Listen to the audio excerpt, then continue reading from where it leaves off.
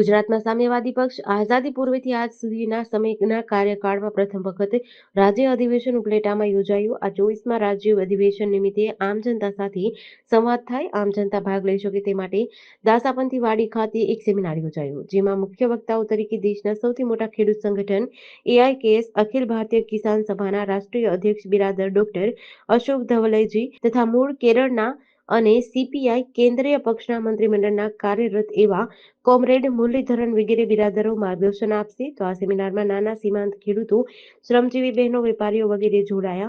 તેમજ આ અધિવેશનમાં રાજ્યભરમાંથી 200 પ્રતિનિધિઓ ભાગ લઈ રહ્યા છે, જેમાં ખેતી, લઘુ ઉદ્યોગ, વેપાર, ખેડૂતો, મજૂરો, યુવાનો, વિદ્યાર્થીઓ, શ્રમજીવીઓ અંગે તેમજ વર્તમાન સમયમાં ઉદારીકરણ અને ખાનગીકરણથી લોકજીવન ઉપર અસરો અને વર્તમાન રાજનૈતિક પરિસ્થિતિ અંગે ચર્ચાઓ કરવામાં આવી હતી.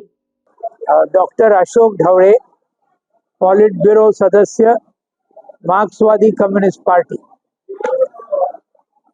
आज यहाँ उपलेटा में मार्क्सवादी कम्युनिस्ट पार्टी का गुजरात राज्य सम्मेलन ये शुरू हो रहा है और इस सम्मेलन के दौरान आज गुजरात के जो सब सवाल है, देश के जो सवाल है, इन सब सवालों के ऊपर हमारे पूरे गुजरात से आए हुए प्रतिनिधि यहाँ पर चर्चा करेंगे।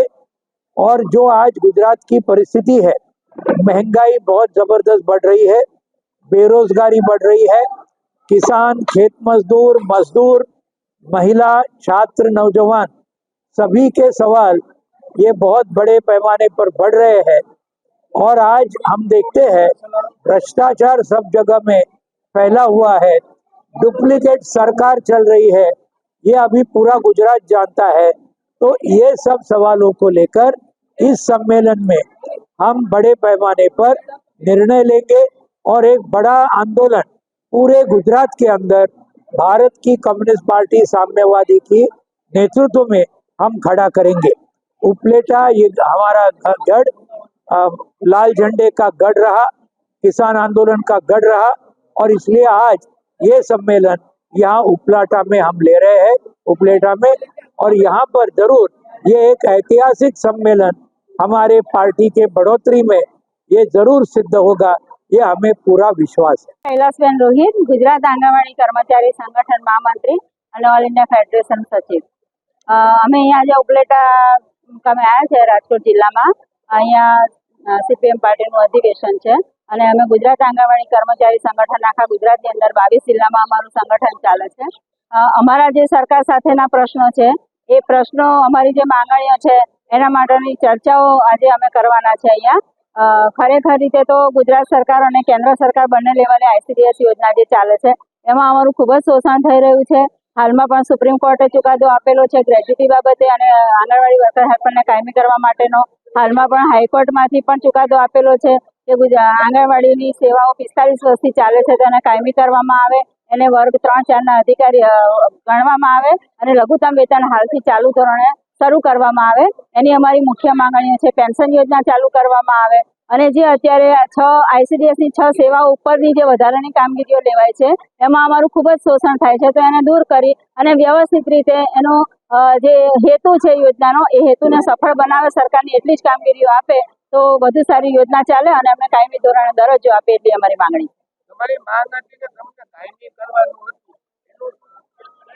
માંગણી અમારી તો ઘણા વર્ષોથી ચાલે છે, પરંતુ સરકારશ્રી હજી સુધી અમારું કંઈ સાંભળતી નથી। અમે સુપ્રીમ કોર્ટમાં અમે યુનિયન તરફથી કેસ લડ્યા ગ્રેચ્યુટી માટેનો, એમાં અમારી જીત થઈ છે।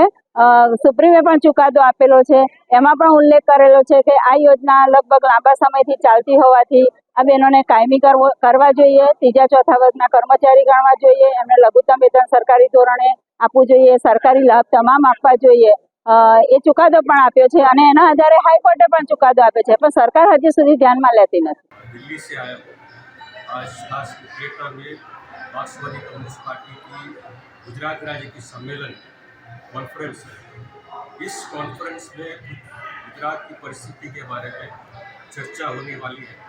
गुजरात में भाजपा के शासन काल के दौरान क्या क्या हुई है, क्या क्या सरकार ने की है और लोगों की हालत क्या है, कितनी खराब हुई इस हालत से, उन सब तमाम चीज़ों, राजनीतिक, आर्थिक और सामाजिक परिस्थितियों के बारे में चर्चा करेंगे ये 2 दिन के अधिवेशन में।